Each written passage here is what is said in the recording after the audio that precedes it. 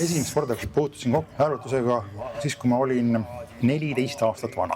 Lapsepõlvest peale on mind peetud kõige rohkem oma isa pojaks. See üksnes isaga seostamine hakkas natukene häirima.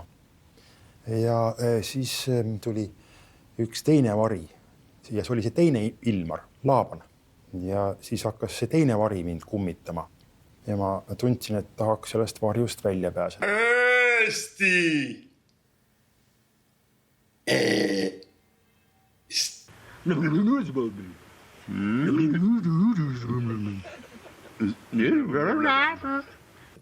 On siiski aeg-ajalt küsitud, et mis on selle hääletuse eesmärk või siht minul.